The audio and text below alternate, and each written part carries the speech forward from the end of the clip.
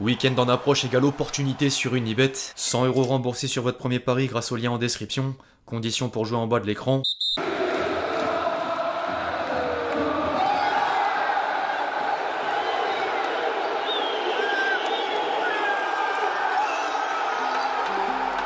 Le Pep a encore frappé.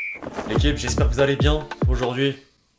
Bravo, personne ne l'aurait prédit hormis quelques supporters lillois, mais le terrain fait parfois déjouer les pronostics. Hier, le LOSC a battu le Real Madrid contre toute attente et l'exploit est d'autant plus historique que le champion d'Europe n'avait plus perdu depuis le 18 janvier dernier. Fin d'une série de 36 matchs sans défaite, toutes compétitions confondues. Les Dogs sont allés chercher leur victoire, première mi-temps pleine de maîtrise jusqu'au but, seconde période de lutte derrière, et le résultat revient en partie à Bruno Genesio. Pep a rejoint le cercle étroit des entraîneurs ayant réussi à venir à bout de Guardiola, Mourinho et Ancelotti sur la scène européenne. Bref, on va revenir sur ce match de dingue en détail. Les amis, avant d'entrer dans le vif du sujet, je vous demande juste un service, le même qu'hier, évidemment, comme d'habitude, m'éclater le compteur de j'aime. Il y a vraiment besoin de ce coup de pouce pour le référencement, merci à tous ceux qui le feront. Transition.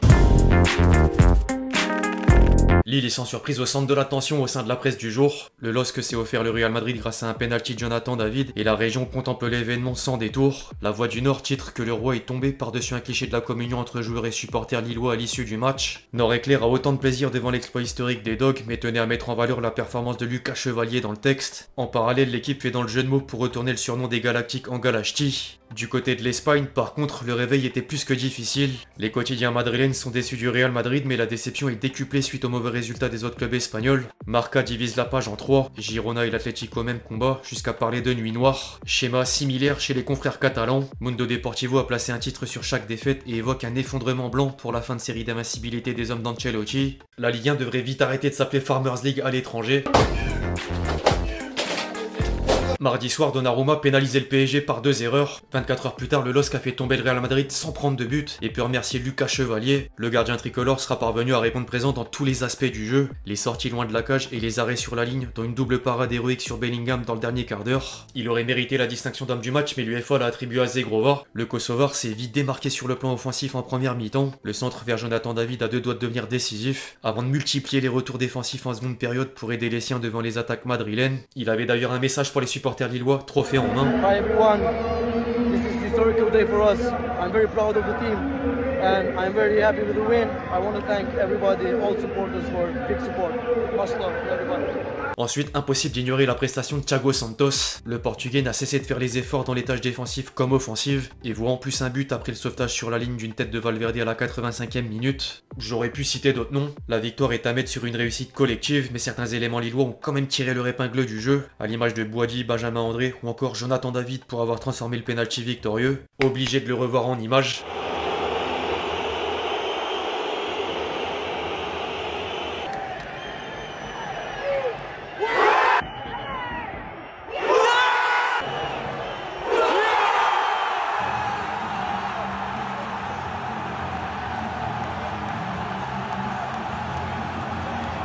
La réaction d'Mbappé en bonus. Causer le pénalty de la défaite te placera toujours en responsable. Camavinga s'est malheureusement rendu coupable d'une main sur le coup franc de Zegrova et le fait de jeu fait perdre le Real Madrid sur le plus petit des scores derrière. Par contre, passer tout un match sans trouver la faille en tant que champion d'Europe remet en cause les attaquants. Vinicius n'aura jamais vraiment créé un véritable danger dans la défense lilloise et les gestes de frustration à répétition confirment une forme d'impuissance. En fait, tous les secteurs amènent un point négatif. Rudiger est le symbole d'une défense madrilène dans un soir difficile en termes de communication, maladresse technique et intervention douteuse. Très rare à souligner.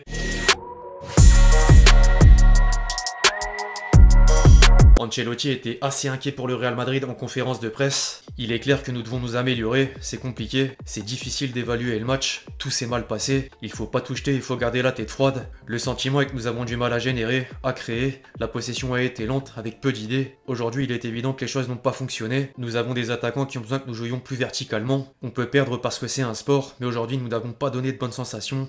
Ça me préoccupe. Le Mister reconnaissait tout de même ensuite que la meilleure équipe a gagné. Nous avons toutes les ressources pour apprendre. Nous devons corriger les choses rapidement. Nous avons joué plusieurs fois le dimanche et le mercredi. Aujourd'hui, c'était pas une bonne soirée pour nous. J'ai pas été surpris par Lille. C'est une équipe qui manie très bien le ballon. Elle était plus motivée, meilleure que nous et plus claire dans tous les domaines. Les critiques concernant le match d'aujourd'hui sont justes, correctes, et nous devons les accepter. C'est ainsi. Nous n'avons pas montré une bonne version de nous-mêmes.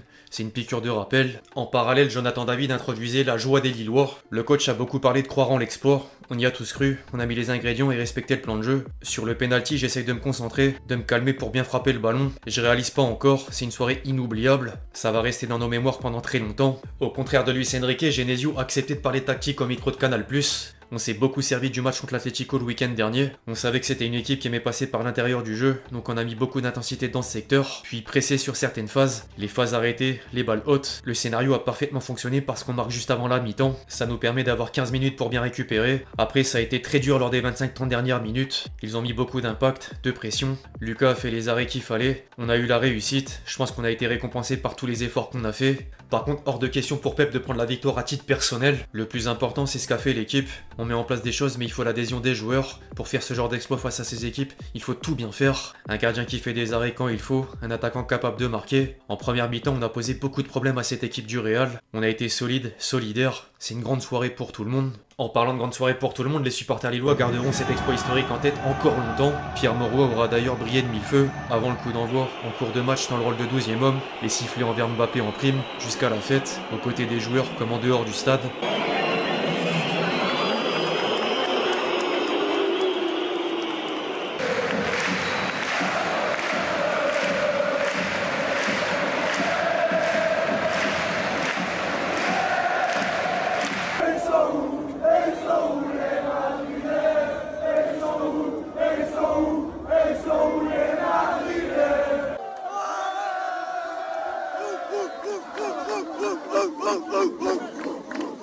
Le duel des frères Mbappé manquait peut-être à l'appel, mais Ethan est vite apparu au coup de sifflet final, sur la pelouse d'abord et dans le vestiaire pour lancer le cri de guerre.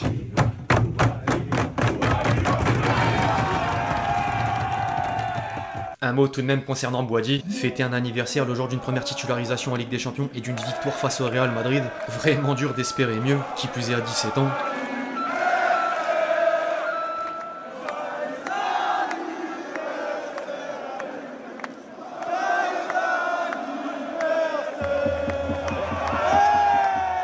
L'avenir s'annonce radieux.